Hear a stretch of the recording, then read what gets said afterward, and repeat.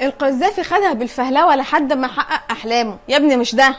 ايوه هو ده بطل حلقتنا النهارده. قدوته هو سفاح كرموز، واكتر حاجه محترف فيها هي استغلال الناس واللعب بيهم. عشان كده وبكل اريحيه نقدر نقول انه معانا النهارده اخر نجم لمع في سماء السيريال كيلرز. الحقيقه انه القذافي بيعاني من اضطراب خلاه يعمل كل المصايب السوداء دي، والاضطراب ده موجود عند ناس كتير حوالينا. يعني فرصه ان احنا نلاقي قذاف جديد دي حاجه وارده جدا كل يوم. والاضطراب ده علماء النفس بيسموه اضطراب الشخصيه الميكافيليه. اللي عنده الاضطراب ده بيكون كويس جدا قدام الناس، ومش بس كده، لا كمان الناس بتشيد باخلاقه. يعني تشوفه تقول عليه ده راجل ما فيش في اخلاقه، راجل جامد وجميل، وهو فعلا معاك بيبقى عسل جدا، تحس ان هو ايه، بلسم يتحط على الجرح يطيب. لكن هو في الحقيقه بيبقى عنده غرفه مظلمه في حياته، وبيعمل فيها كل الحاجات اللي هي لا تمت للانسانيه بصله يعني. وبالمناسبه دي يعني احب ادهرج التماسي على كل حبايبي اصحاب برج العقرب. شايفين صورته يا جماعه؟ عمركم تتخيلوا ان الملاك ده ممكن يقتل او حتى ممكن يذبح فرخه؟ الحقيقه انا يا سالم اتخيل ماله عادي. يعني انا اول ما شفت صورته قلت ان هو هربان من طالبان مثلا، او كان في احداث 11 سبتمبر ولا اي حاجه في الرينج ده. الحقيقه ان مشاعره اللي هو بيطلعها لك دي وبيظهرها لك بتبقى مش حقيقيه مش في معظم دايما. ما عندوش مشكله ان هو يبين مشاعر مزيفه علشان يوصل لهدفه. يعني مثلا هو كان في علاقه مع بنوته اموره اسمها نادين، وكان دايما بيبين لها مشاعر الحب الجميله، ويقعد يقول لها ناديني تلاقيني.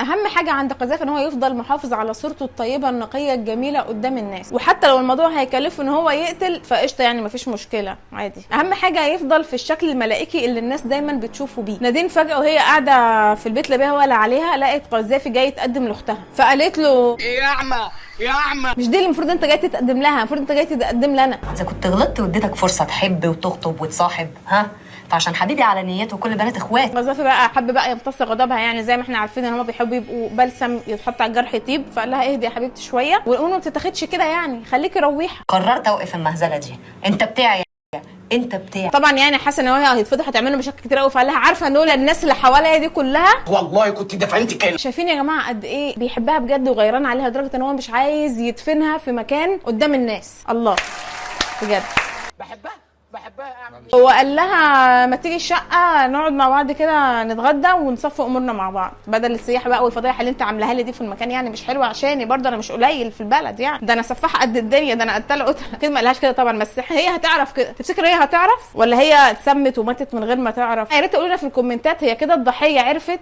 ولا هو يعني موضوع معقد، دي غيبيات فعلا. وهو بقى دخلها من ثغراتها، كان عامل لها ويكه اللي هي بتاعه الصعيد، عارفينها يا جماعه الصعايده فاهمين قصدي، الباميه الخضراء دي اللي هي بتبقى تفرك كده، تبقى شبه الملوخيه كده، فيها نسيج وجميله، اللي بتتعمل بطشه الثوم. بس هل يا جماعه بقى الباميه دي برده بيتشهق على الطشه بتاعتها زي الملوخيه ولا ما بيتشهقش عليها؟ يا ريت الصعايده، انا صعيديه برده بس الحقيقه انا ما طبختش بصراحه، كنت دلوعه، فيا ريت في الكومنتات تقولوا لنا هل الباميه اللي هي الويكه دي بيتشهق عليها زي شهقه هو انا ايه رحت فين في الموضوع؟ قالت له يا لهوي ده عشقي. كانت بتموت بقى يا جماعه في الويكه دي بقى مع شويه رز بالشعريه، سلطه الخضراء، وقرن فلفل مقليين. طبعا قذافي يا جماعه ما كانش سالك، حط لها سم في الاكل. اول بقى ما حس ان هي بدات تدروخ كده وتقع، قام خبطها على دماغها بحديده، جاب اجلها. حفر حفره جميله في البيت اللي هو بينام فيه ده. شكله كان متابع جيد لحلقات ريا وسكينه بقى، ان هم بيدفنوا في نفس المكان اللي هم بيناموا فيه يعني، فدفنها وكفى على الخبر موجود. وطبعا زي ما احنا عارفين الاهم من الشغل ضبط الشغل، اما على طول اتقمص شخصيه جو جولدبرج وعمل فيكشات بينها وبين منتج بره مصر. قال ايه يعني هي قال مظبطه مع منتج، لان هي كانت نادين اساسا نفسها من زمان ان هي تمثل وتطرق كده ابواب الشهره والنجوميه زي حالاتي. لا بس ان شاء الله ما يبقاش مصيري كده يعني، ندعو ربنا يعني. المهم يعني عشان يلفق قال ايه ان هي قال ايه يعني سافرت وسابت البلد طفشت. بعد